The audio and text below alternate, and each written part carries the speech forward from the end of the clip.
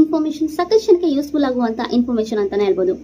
ಈಗಾಗಲೇ ನಿಮಗೆ ಟೈಟಲ್ ನೋಡಿ ಗೊತ್ತಾಗಿರುತ್ತೆ ಇವತ್ತು ನಾನು ಯಾವ್ದ್ರ ಬಗ್ಗೆ ವಿಡಿಯೋ ಮಾಡ್ತಾ ಇದೀನಿ ಅಂತ. ಇವತ್ತು ನಾನು ವಿಡಿಯೋ ಮಾಡ್ತಾ ಇರುವಂತದ್ದು ಪಾರ್ನ್ ಅಡಿಕ್ಷನ್ ಬಗ್ಗೆ. ಯಾರಿಗಾದ್ರೂ ಬ್ಲೂ ಫಿಲ್ಮ್ ನೋಡುವಂತಹ ಚಟ ಇದ್ರೆ ದಯವಿಟ್ಟು ಈ ವಿಡಿಯೋನ ಕಂಪ್ಲೀಟ್ ಆಗಿ ಚೆಕ್ ಮಾಡಿ. ಅದಕ್ಕಿಂತ ಮುಂಚೆ ವಿಡಿಯೋನ ಸ್ಟಾರ್ಟ್ ಮಾಡ್ಬಿಡೋಣ. ವಿಡಿಯೋ ಸ್ಟಾರ್ಟ್ ಮಾಡೋಕ್ಕಿಂತ ಮುಂಚೆ ಫಸ್ಟ್ ನಮ್ಮ ಚಾನಲ್ ನೋಡ್ತಾ ಇದ್ರೆ ದಯವಿಟ್ಟು ಸಬ್ಸ್ಕ್ರೈಬ್ ಮಾಡಿ. ಹಾಗೆ ಪಕ್ಕದಲ್ಲಿರುವಂತಹ ಬೆಲ್ ಐಕಾನ್ ಪ್ರೆಸ್ ಮಾಡೋದ್ರಿಂದ ನಾನು ಹಾಕುವಂತಹ ವಿಡಿಯೋ ನೋಟಿಫಿಕೇಶನ್ಗೆ ಪಟಪಟ ಅಂತ ಬರ್ತಾ ಹೋಗುತ್ತೆ. ಬನ್ನಿ ಲೆಟ್ಸ್ ಬಿಗಿನ್ ಅವರ್ ವಿಡಿಯೋ. ಸಾಮಾನ್ಯವಾಗಿ ಎಲ್ಲ ಲೈಫ್ ಅಲ್ಲೂ ಒಂದೊಂದು ಅಡಿಕ್ಷನ್ ಅಂತ ಇರುತ್ತೆ. ಒಬ್ಬೊಬ್ಬರಿಗೆ ಚಹಾ ಕುಡಿಯುವಂತ ಅಡಿಕ್ಷನ್ ಇರುತ್ತೆ, ಒಬ್ಬೊಬ್ಬರಿಗೆ ಸ್ಮೋಕ್ ಮಾಡುವಂತ ಅಡಿಕ್ಷನ್ ಇರುತ್ತೆ, ಒಬ್ಬೊಬ್ಬರಿಗೆ ಡ್ರಿಂಕ್ಸ್ ಮಾಡುವಂತ ಅಡಿಕ್ಷನ್ ಇರುತ್ತೆ. ಅದೇ ರೀತಿ ಫೋನ್ ಹೇಳುವಂತದ್ದು ಒಂದು ಅಡಿಕ್ಷನ್. ಈ ಮನುಷ್ಯ ಲೈಫ್ ಅಂದ್ಮೇಲೆ ಒಂದೇ ರೀತಿ ಇರಲ್ಲಲ್ವಾ. ಒಂದ್ ದಿವಸ ಖುಷಿ ಇರುತ್ತೆ, ಒಂದ್ ದಿವಸ ನೆಮ್ಮದಿ ಇರುತ್ತೆ, ಒಂದ್ ದಿವಸ ಸುಖ ಇರುತ್ತೆ, ಒಂದ್ ದಿವಸ ದುಃಖ ಇರುತ್ತೆ. ಇದರಿಂದ ಮುಕ್ತಿ ಹೊಂದಬೇಕಂದ್ರೆ, ಅದರಿಂದ ರಿಲೀಫ್ ಮಾಡ್ಕೊಳ್ಬೇಕಂದ್ರೆ ನಾವು ಏನಾದ್ರೂ ಒಂದು ಉಪಾಯನ ಕಂಡಿಟ್ಕೊಂಡಿರ್ತೀವಿ, ಒಂದು ಮಾರ್ಗನ ಕಂಡಿಟ್ಕೊಂಡಿರ್ತೀವಿ. ಫಾರ್ ಎಕ್ಸಾಂಪಲ್ ಒಬ್ಬೊಬ್ಬರಿಗೆ ಸ್ಟ್ರೆಸ್ ಇದೆ ಅಥವಾ ನರ್ವಸ್ನೆಸ್ ಇದೆ, ಟೆನ್ಷನ್ ಇದ್ರೆ ಮಲ್ಕೊಂಡಿದ್ರೆ ಅವರಿಗೆ ಆರಾಮಾಗುತ್ತೆ. ಒಬ್ಬೊಬ್ಬರಿಗೆ ಚಹಾ ಕುಡಿದ್ರೆ ಆರಾಮಾಗುತ್ತೆ, ಒಬ್ಬೊಬ್ಬರಿಗೆ ಸ್ಟ್ರೆಸ್ ರಿಲೀಫ್ ಮಾಡ್ಕೊಳ್ಳಿಕ್ಕೆ ಸೆಕ್ಸ್ ಮಾಡಿದ್ರೆ ಆರಾಮಾಗುತ್ತೆ. ಅದೇ ರೀತಿ ಫೋನ್ ಕೂಡ ಹೌದು. ಒಬ್ಬೊಬ್ಬರಿಗೆ ಫೋನ್ ಮೂವೀಸ್ ಅಥವಾ ಫೋನ್ ವಿಡಿಯೋಸ್ ನೋಡೋದ್ರಿಂದ ಕೂಡ ಒಬ್ಬೊಬ್ಬರಿಗೆ ಈ ಸ್ಟ್ರೆಸ್ ಹೇಳುವಂಥದ್ದು ರಿಲೀಫ್ ಆಗುತ್ತೆ. ಇವಾಗ ಫೋನ್ ಅಡಿಕ್ಷನ್ ಇದೆ ಅಂತ ಹೇಗೆ ಗೊತ್ತಾಗುತ್ತೆ? ಈಗ ಸಹಜವಾಗಿ ಎಲ್ಲರೂ ಕೂಡ ಫೋನ್ ನೋಡ್ತಾರೆ. ಫೋನ್ ವಿಡಿಯೋಸ್ ನೋಡೋರು ಎಲ್ಲರಿಗೂ ಕೂಡ ಅಡಿಕ್ಷನ್ ಇದೆ ಅಂತ ಅರ್ಥನಾ? ಎಲ್ಲರಿಗೂ ಕೂಡ ಫೋನ್ ಚಟ ಇದೆ ಅಂತ ಅರ್ಥನಾ? ನೋ. ಫೋನ್ ಚಟ ಇರೋದಂದ್ರೆ ಏನು ಅಂತ ತಿಳಿಸ್ಕೊಡ್ತೀನಿ ನೋಡಿ. ಬೆಳಗ್ಗೆಯಿಂದ ಸಂಜೆವರೆಗೂ ನೀವು ವಿಡಿಯೋಸೇ ನೋಡ್ತಾ ಇರ್ತೀರಾ.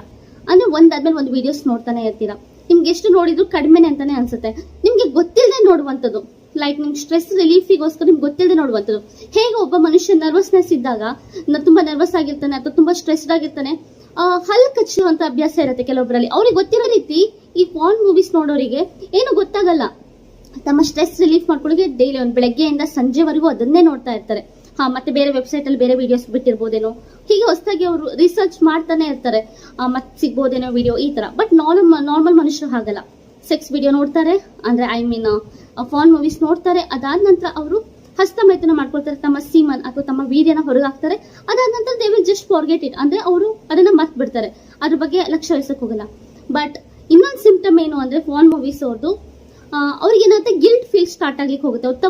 ಅವ್ರಿಗೆ ತಪ್ಪು ಮನೋಭಾವನೆ ಬರ್ತಾ ಹೋಗುತ್ತೆ. ನಾನು ತಪ್ಪು ಮಾಡ್ತಾ ಇದೀನಿ, ಈ ತರ ಮಾಡಬಾರ್ದು ಅಂತ ಅವ್ರ ಮನಸ್ಸಲ್ಲಿ ಬರ್ತಾನೆ ಹೋಗುತ್ತೆ. But still the goes on doing it.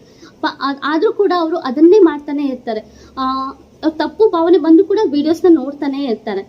Next ಇನ್ನೊಂದು ಹೇಗೆ ಗೊತ್ತಾಗುತ್ತೆ ಅಂದ್ರೆ ನಿಮ್ಗೆ ಅಡಿಕ್ಷನ್ ಆಗಿದೆ, ಫೋನ್ ಅಡಿಕ್ಷನ್ ಆಗಿದೆ ಅಂದ್ರೆ ನೀವು ಸೆಕ್ಸ್ ಯಾವಾಗ ಇನಿಷಿಯೇಟ್ ಮಾಡ್ತೀರಾ, ಅಂದ್ರೆ ಸೆಕ್ಸ್ ಯಾವಾಗ ನೀವು ಸ್ಟಾರ್ಟ್ ಮಾಡ್ಬೇಕು ಅಂದ್ರೆ ನಿಮ್ಗೆ ನೀವು ಮಾಡ್ಬೇಕು ಅಂದ್ರೆ ಸಾಧ್ಯನೇ ಆಗಲ್ಲ. ನಿಮ್ಗೆ porn movie ನೋಡ್ಲೇಬೇಕಾಗುತ್ತೆ.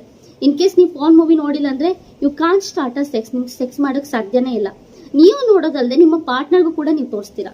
That's called one of the symptom. ಇದನ್ನ ಒಂದು ಸಿಂಪ್ಟಮ್ ಅಂತಾನೆ ಹೇಳ್ಬೋದು. ನಿಮ್ಗೆ ಫೋನ್ ಅಡಿಕ್ಷನ್ ಆಗಿದೆ, ನಿಮ್ಗೆ ಫೋನ್ ಮೂವಿದ ಚಟ ಸ್ಟಾರ್ಟ್ ಆಗಿದೆ ಅಂತ, ಇದು ಕೂಡ ಒಂದು ಸಿಂಪ್ಟಮ್ ಅಂತಾನೆ ಹೇಳ್ಬೋದು.